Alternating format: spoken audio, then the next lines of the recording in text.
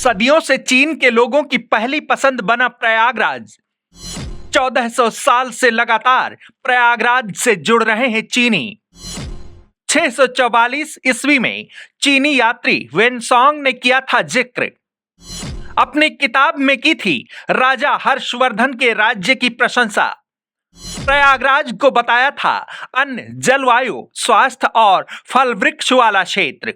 वेनसोंग ने प्रयागराज वासियों को बताया था विनम्र, सुशील और विद्या प्रेमी। भारतीय सनातन सभ्यता के अनुसार प्रयागराज की धरती के पवित्र अस्तित्व युगों युगों से कायम है। धर्मशास्त्रों के मुताबिक ये धरती तमाम बड़े ऋषि मुनियों की तपोस्थली रही है। सनातन आस्था के साधक पीढ़ी दर पीढ़ी यहाँ की अविरल महिमा और महात्म से जुड़े रहे हैं। लेकिन प्रयागराज की धरती पर जो सांस्कृतिक और आध्यात्मिक विरासत सदियों से मौजूद है, उसका कायल न सिर्फ भारत बल्कि चाइना भी सदियों से है। प्रयागराज तकरीबन 1400 ईस्वी से चीनियों की पहली पसंद है। इसका स्पष्ट उल्लेख चीनी यात्री वेनसोंग ने अपनी पुस्तक में किया है।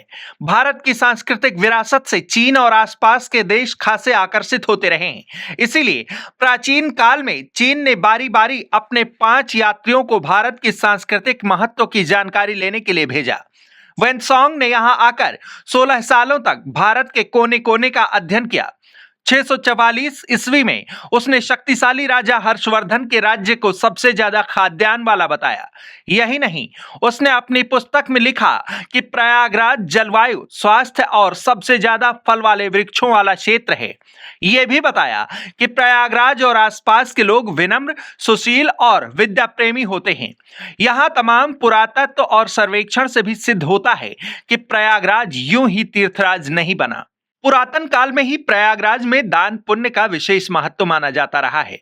यह बात चीनी यात्री वेनसोंग ने अपनी किताब सी यूकी में लिखा है। उसने लिखा है कि देश के बड़े बड़े राजा और महाराजा यहाँ पर दान का उत्सव मनाने एकत्रित हुआ करते थे।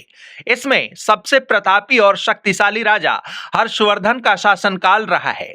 वेनसोंग की किताब में प्राचीन काल में प्रयागराज के महात्म का वर्णन मिलता है। वेनसोंग ने लिखा कि प्राचीन काल में प्रयागराज में बड़े स्तर पर धार्मिक उत्सव मनाया जाता था, जिसमें 5 लाख से अधिक व्यक्ति एकत्रित होते।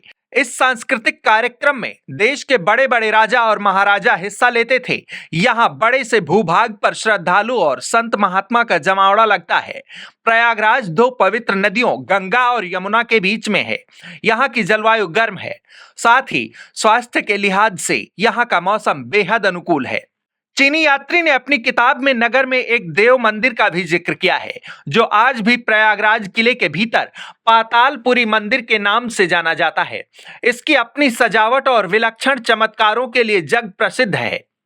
पुरातन काल में प्रयागराज के विकास का बड़ा श्रेय सम्राट हर्षवर्धन को दिया जाता है, लेकिन मौजूदा दौर में यह श्रेय प्रदेश के मुख्यमंत्री योगी आदित्यनाथ को जाता है, जिन्हें प्रयागराज के विकास के नायक के तौर पर देखा जा रहा है। सीएम योगी के नेतृत्व में इस बार महाकुंभ को दिव्य और भव्य बनाने के लिए 6000 करोड़ से ज्यादा की राशि खर्च की जा रही है। ये उनकी विकासवादी नीतियों का ही परिणाम है कि दुनिया का सबसे बड़ा धार्मिक उत्सव प्रयागराज में आयोजित होने जा रहा है, जहां से पूरी दुनिया भारतीय सनातन आस्था की अप्रतिम झलक देखने जा रही है।